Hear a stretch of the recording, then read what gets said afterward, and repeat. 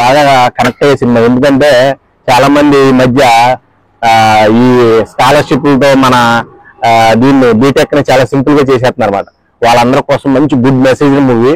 నిజంగా ఒక వ్యక్తి ఎలా ఉండకూడదో, స్టూడెంట్ లైఫ్ ని ఎలా స్పాయిల్ చేసుకున్నాడో, మళ్ళీ ఎలా సక్సెస్ అయ్యాడు, దాని గురించి చాలా బాగా చూపించాడు డైరెక్టర్. ఒక మాటలో చెప్పాలంటే మనోడు లవ్ టుడే మళ్ళీ ప్రూవ్ చేసుకున్నాడో, ఇప్పుడు మళ్ళీ రిటర్న్ ఆఫ్ ది డ్రాగన్ తో నిజంగా మంచి సబ్జెక్ట్ తీసుకొచ్చాడు. మార్కెట్ లో కనిపించింది. ఎక్కువ మంది ఫేక్ సర్టిఫికేట్లని ఈ మధ్య చాలా ప్రొఫెషనల్ గా వాడుతున్నారు. ఏదో నేను పాస్ అయిపోయానని కొనుక్కుంటున్నారు ఫేక్ సర్టిఫికేట్.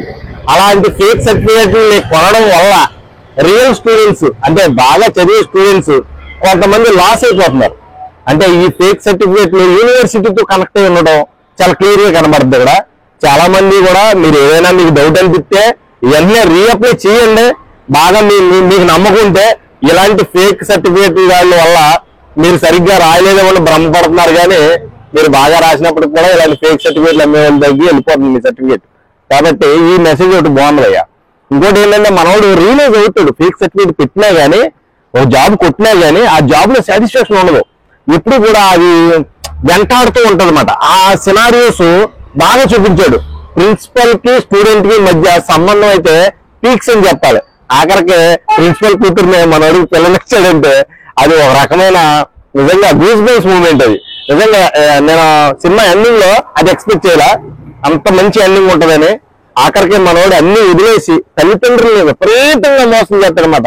విపరీతమైన మోసం చేసి లక్షలు ఖర్చు పెట్టించి వాళ్ళతో పొలాలు అమ్మిచ్చి వాళ్ళని రోడ్డుకి తీసుకొచ్చేస్తాడు. కానీ తండ్రికి మట్టికి వీడి మీద ఉన్న ఆశ మట్టికి ఎంత కూడా సాగదయ్యా. అది బాగా చూపించాడు అది మట్టికి. అంటే చాలా మంది తల్లిదండ్రులు ఇలాంటి అంటే జలసాలకు అలవాటు పడిన స్టూడెంట్స్, ఈ డ్రగ్స్ కి మత్తులకి అలవాటు పడిన స్టూడెంట్స్ చాలా మంది మోసం చేస్తున్నారు. ఇంతకీ చదవట్లేదు వాళ్ళు, ప్రతిదీ మోసమే. ఫేక్ సర్టిఫికేట్ తీసుకొచ్చి నాన్నగారు డిగ్రీ పాస్ అయిపోయారు అన్నారు. అర్థమైందా? మీ దగ్గర డబ్బు ఉంది కాబట్టి ఏమేమి చేస్తున్నారు. డబ్బులు ఏమేమి పరిస్థితి ఏంటి? వాడు చదివే కదా దిక్కు. అది ఆ మెసేజే జనాలకు అర్థమయ్యేలాగా ఈ జనరేషన్ లో చేసే తప్పులన్నీ కూడా చక్కగా క్లియర్ గా చూపించాడు. ఫేక్ సర్టిఫికేట్ల వల్ల దొరికేస్తే మీ ఫ్యూచర్ ఏంటో కూడా చాలా క్లియర్ గా చూపించాడు. ఫేక్ సర్టిఫికేట్లు ఏమైనా, ఫేక్ ఎక్స్పీరియన్స్ ఏమైనా ఉంది, ఏదైనా కానీ వన్స్ దొరికితే మీ భవిష్యత్తు ఏంటి, మీ కారు ఈఎంఐలు, లోన్ ఈఎంఐలు, హోమ్ ఈఎంఐలు ఇవన్నీ ఎలా కడతారో మీరు ఇంకా స్పాయిలింగ్ అయిపోయింది, మీ జీవితం అయిపోయినట్టే.